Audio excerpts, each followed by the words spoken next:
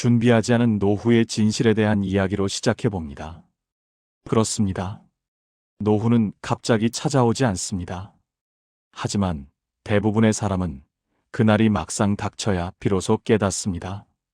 이렇게 빨리 올 줄 몰랐어.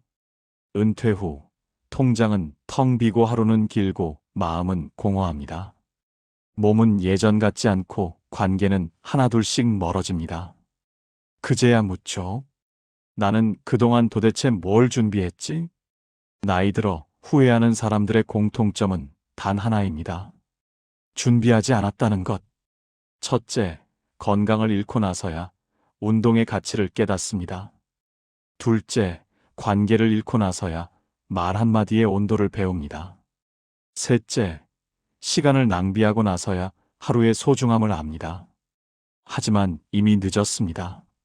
노후란 미리 준비한 사람에게만 미소 짓습니다. 그래요. 노년은 운이 아니라 습관의 결산입니다.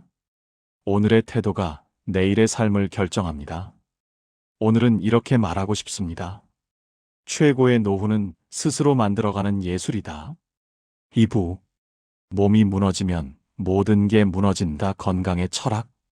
건강은 노후의 기초입니다. 이 기초가 무너지면 인생 전체가 흔들립니다. 아무리 돈이 많고 친구가 많아도 몸이 말을 듣지 않으면 아무 소용 없습니다. 그런데 사람들은 건강을 당연한 것으로 여깁니다. 젊을 때는 잠을 줄이고 밥을 대충 먹고 몸을 혹사합니다. 그러다 은퇴한 날 병원 진료실에서 그 대가를 치릅니다. 건강은 관리가 아니라 투자입니다. 매일의 작은 실천이 복리처럼 쌓입니다. 오늘 걸은 운동은 10년 후 병원비로 돌아옵니다. 오늘 먹은 과식은 내일의 고혈압이 됩니다. 건강은 은행 계좌처럼 조금씩 적금을 부어야 하는 겁니다. 운동은 시간 날 때 하는 게 아니라 시간을 내서 해야 하는 일입니다. 바빠서 못했어는 핑계가 아니라 선택의 결과입니다. 하루 24시간 중 30분을 자신에게 투자하지 못한다면 당신은 자기 삶의 주인이 아닙니다. 나이에 맞는 운동을 선택해야 합니다. 무리한 헬스보다 매일 30분의 걷기가 낫습니다. 숨이 조금 차오를 정도로 마음이 정리될 만큼 걷는 게 좋습니다. 걷는 건 단지 운동이 아니라 명상입니다. 걷다 보면 생각이 흐르고 생각이 흐르면 마음이 맑아집니다. 발을 옮길 때마다 어제의 근심이 벗겨지고 내일의 희망이 싹 틉니다. 몸은 당신의 집입니다. 그 집이 무너지면 아무리 금은 보화가 쌓여도 소용없습니다. 노후의 행복은 결국 움직이는 몸에서 나옵니다. 3부. 돈이 당신을 지켜주지 않는다. 경제의 철학. 많은 사람이 말합니다. 돈만 있으면 노후는 걱정 없지. 정말 그럴까요? 천만에요. 돈은 삶의 도구일 뿐 목적이 아닙니다. 돈은 편리를 줄 수 있어도 평화를 주진 않습니다. 돈으로 침대는 살 수 있지만 숙면은 살 수 없습니다.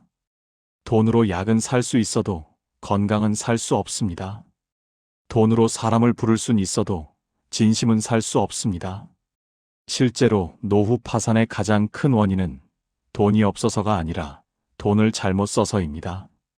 자식 결혼 자금, 손주 교육비, 사업 실패한 지인의 보증.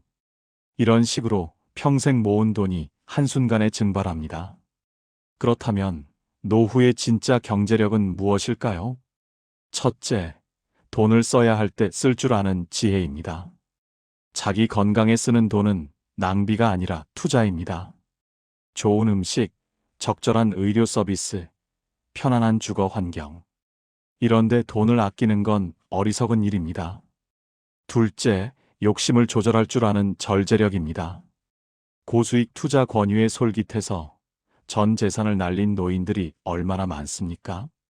70세의 주식으로 대박날 생각은 접으세요. 이제는 지키는 게임입니다. 셋째, 남에게 의지하지 않는 자존감입니다. 자식에게 손 벌리는 순간 부모의 권위는 무너집니다. 설령 적은 돈이라도 내 힘으로 감당할 수 있는 삶을 살아야 합니다. 노후엔 많이 벌기보다 덜 잃기가 중요합니다. 투자보다 지출을 관리하는 능력이 핵심입니다. 허영심 때문에 과한 소비를 하면 그 대가는 불안으로 돌아옵니다. 가장 지혜로운 노후 재테크는 이겁니다.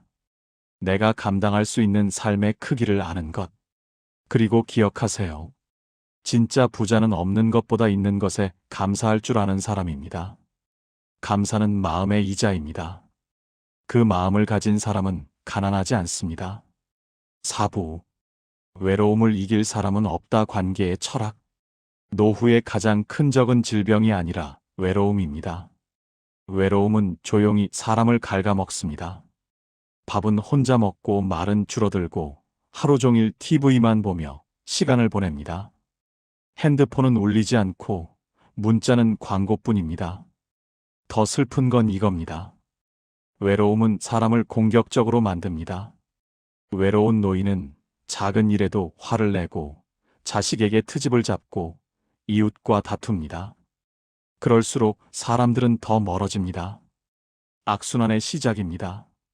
그럴수록 관계를 포기하지 말아야 합니다. 사람은 혼자 살 수 없습니다. 혼자선 살아도 함께하지 않으면 늙습니다.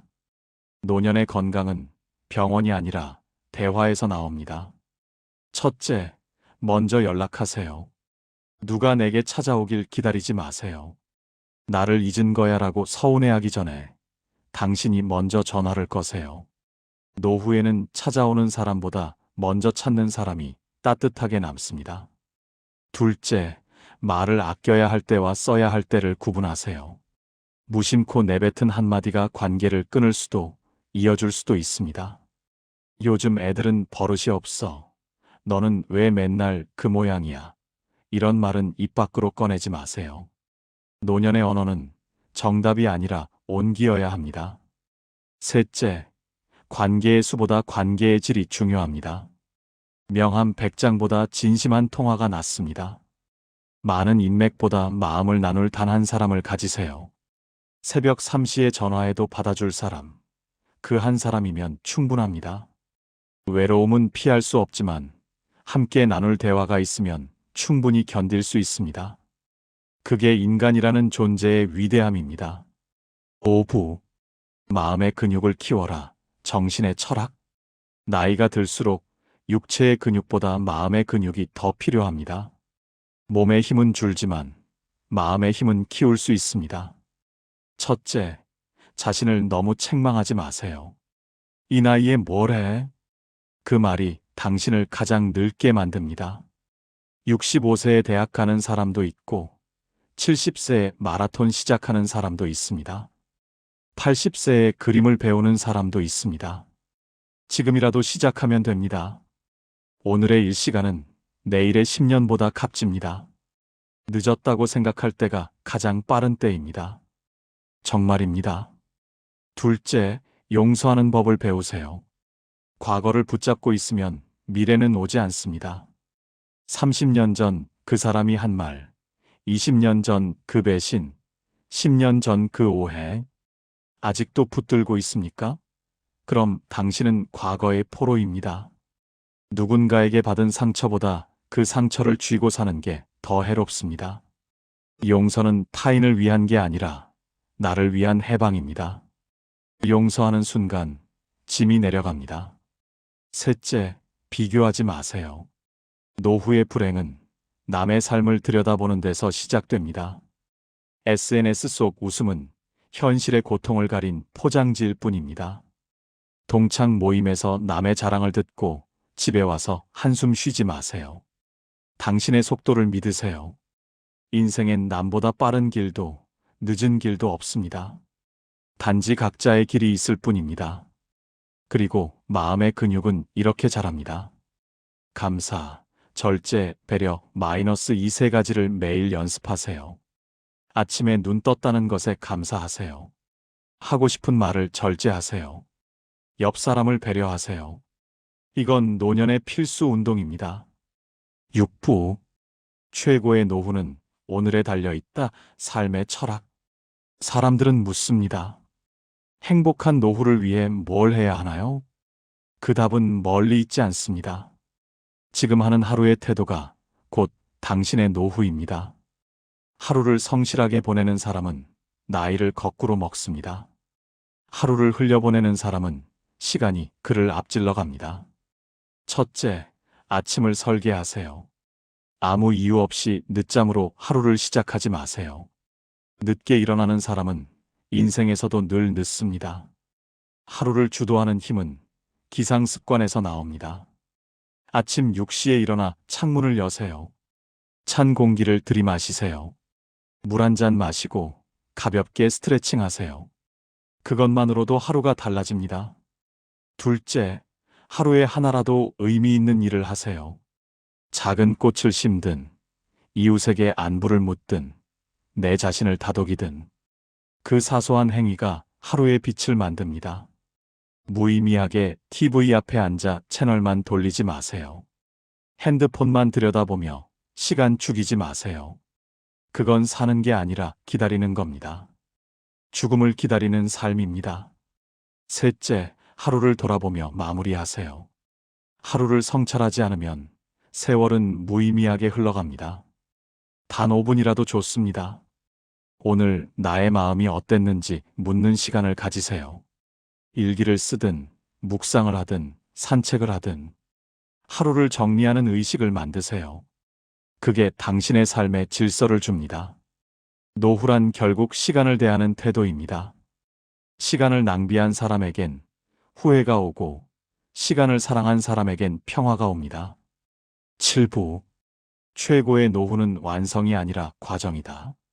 노후는 끝이 아니라 새로운 시작입니다. 누군가는 마지막이라 말하지만 진짜 지혜로운 사람은 이렇게 말합니다.